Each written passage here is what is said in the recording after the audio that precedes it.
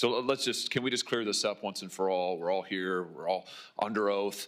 So, Mr. Schroeder, let's start with you. Do you charge a bounty? Do you pay employees bounties on carry-on bags to identify them? Well, It's a simple, that's a yes or no.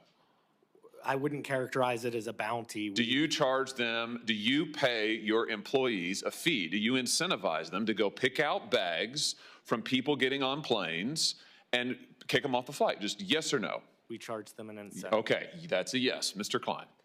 We do not, Senator Hawley. You don't pay your employees to do that? We have previously, sir, but we actually suspended that on September 30th of this year. And now in order to be able to treat all of our guests fairly and equitably, we've actually just put more staff and supervisors out at the gate area, and they're the ones that are still making sure that everyone's treated fairly and equitably, which is the point behind these kinds of programs, but we have removed that program as of September 30th. Oh, interesting. So let's come back to you, though, Mr. Schroeder. So how much have you paid your gate agents to enforce your carry-on bag policy, to pick people out of the line like the chairman's video show? I mean, you guys do appreciate that flying on your airlines is a disaster, don't you? I'm slightly amazed by the general attitude of all of you here. Flying on your airlines is horrible. It's a terrible experience. It's terrible. It's absolutely terrible. And your attitude here today seems to be, well, devil may care. There's nothing we can do about it. Well, I think we are going to do something about it.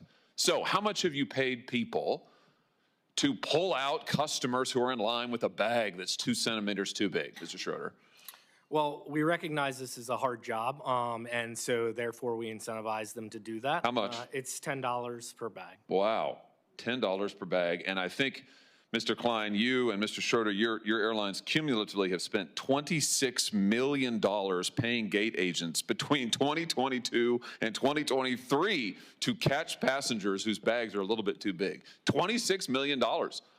I mean, if people want to know why it's such a terrible experience to fly, this is news for them today. Your airlines are paying millions of dollars to your employees to harass people who've already paid. They're there in line because they've already paid. It's unbelievable. Last thing, Mr. Chairman, I know you're indulging me. I'll be really quick on this, but Mr. Schroeder, you just mentioned that you also use this so-called dynamic pricing for seats, for seat fees. Why do you make people enter in their age and their geographic location and their gender before they can even see the cost of a seat? Why is that? That's been in place since 2014. Yeah, but why? It's because you're using those personal characteristics to generate the fees? No, absolutely to generate the prices? Well, then why else do you require it? Mr. Klein, you do the same thing. Why is the gender relevant to what the seat is? This is all information that's needed in order to complete the transaction. No, it's not. Delta doesn't do it. United doesn't do it. You don't need somebody's gender in order to do it. You use it, clearly. You're using it to generate the prices, right? We do not, sir. It's not based on personal characteristics? Not at all. You don't use algorithms to set the price of seats? That's a different question.